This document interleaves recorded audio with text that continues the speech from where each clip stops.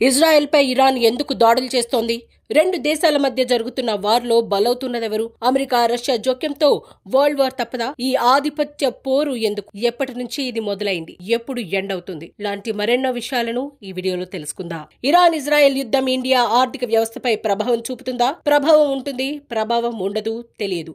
మీ answer ని comment box లో comment చేయండి. ఇజ్రాయెల్ పై క్షిపణులతో ఇరాన్ విరుచుకుపడింది. ఆ దేశ నగరాలైన టెల్ అవీవ్, జెరూసలేం నగరాలపై క్షిపణులతో దాడి చేసింది. సుమారు 200 క్షిపణులను ఆ దేశంలోని పలు ప్రాంతాలపై ప్రయోగించింది. ఇరాన్ నుంచి ప్రయోగించిన క్షిపణులు కేవలం 12 నిమిషాల వ్యవధిలోనే ఇజ్రాయెల్ లోకి ప్రవేశించాయి. పదుల సంఖ్యలో బాలిస్టాన్ క్షిపణులను వాడినట్లు అధికారికంగా ప్రకటించింది ఇరాన్ కు చెందిన Islamic revolutionary guard corps. Iran దాడులకు బెంబెలెత్తిపోయిన ఇజ్రాయెల్ ప్రజలు షెల్టర్లలో తలదాచుకున్నారు. దేశమంతటా సరైన మోత మోగింది. ఈ దాడులను సమర్థవంతంగా ఎదుర్కొన్నామని ఇజ్రాయెల్ డిఫెన్స్ ఫోర్సెస్ చెబుతోంది. దాడుల తర్వాత ఇరాన్ కు చెందిన IRGC ఒక ప్రకటన విడుదల చేసింది. ఇరాన్ టాప్ కమాండర్ అబ్బాస్ ను చంపినందుకు ఇరాన్ మద్దతిస్తున్న Hezbollah chief Hassan Nasrallah, Hamas political leader Ismail Haniyeh హత్యల కారణంగానే దాడులు చేసినట్లు ఇరాన్ ఆర్మీ విభాగం ఇస్లామిక్ రెవల్యూషనరీ గార్డ్ కార్ప్స్ ప్రకటించింది. అయితే Hamas political leader Ismail Haniyeh హత్యతో తమకు సంబంధం లేదంటూ ఇజ్రాయెల్ అంటోంది. ఈ దాడులను అమెరికా కూడా తీవ్రంగా పరిగణిస్తోంది.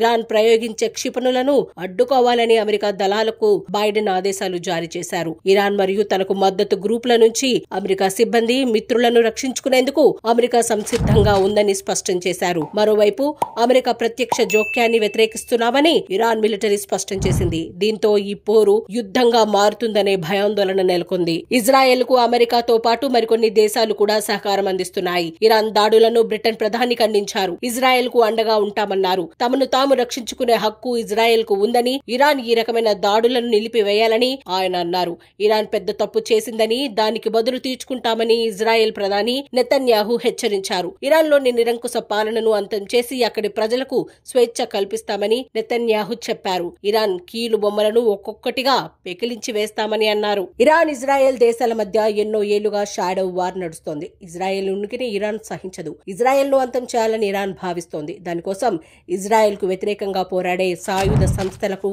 ఇరాన్ ఎన్నో ఏళ్లుగా మద్దతిస్తోంది. మరోవైపు ఇరాన్ తమ మనుగడకే ప్రమాదమని భావిస్తోంది ఇజ్రాయెల్. టెహ్రాన్ కు వ్యతిరేకంగా ఎన్నో కోవర్ట్ ఆపరేషన్లు చేపట్టింది. గత వారం లెబనాన్లపై ఇజ్రాయెల్ దాడులు చేసింది. ఖతర్, UAE, తుర్కియే, ఈజిప్ట్ దేశాలు లెబనాన్ కు అండగా నిలిచాయి. ప్రపంచ దేశాలు మాత్రం తమ ప్రజలు, ప్రతినిధులను వెనక్కి పిలిపించుకుంటున్నాయి. అసలు ఈ రెండు దేశాలు శత్రువులు ఎందుకయ్యాయి? ఇరాన్, ఇజ్రాయెల్ దేశాలు 1979లో ఇరాన్ లో ఇస్లామిక్ విప్లవ కాలం వరకు మిత్ర దేశాలుగానే ఉన్నాయి. అయితే ఇస్లామిక్ విప్లవం ఇజ్రాయెల్ వ్యతిరేకతను కీలకంగా కలిగిన పాలనను అధికారంలోకి తెచ్చింది. ఇజ్రాయెల్ అస్తిత్వాన్ని ఇరాన్ గుర్తించలేదు. దానిని పూర్తిగా నిర్మూలించాలని భావించింది. ఇరాన్ అగ్రనేత అయతొల్లా ఖొమైనీ ఇజ్రాయెల్ ను కేన్సర్ గడ్డగా అభివర్ణించి ఎటువంటి సందేహాలకు తావు లేకుండా దానిని పూర్తిగా నిర్మూలించాలని గతంలో చెప్పారు. తన అస్తిత్వానికి ఇరాన్ ముప్పుగా కనిపిస్తోందని ఇజ్రాయెల్ నమ్ముతోంది. ఇందుకు తెహ్రాన్ చేసే ప్రకటనలు, ఇజ్రాయెల్ విధ్వంసానికి కట్టుబడిన దళాలను ఏర్పాటు చేయడం, హమాస్ సహా పాలస్తీనా గ్రూపులకు లెబనాన్ లోని షియా మిలిటెంట్ గ్రూప్ హిజ్బుల్లాకు నిధులు,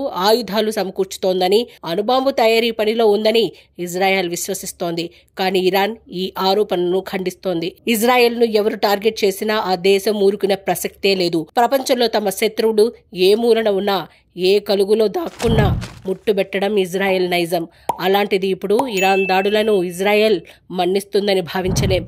ఇజ్రాయెల్ కు అమెరికా లాంటి దేశాలు అండగా ఉన్నాయి. ఇరాన్ కు రష్యా అండగా నిలబడొచ్చు. ఇదే జరిగితే యుద్ధం తప్పదేమో.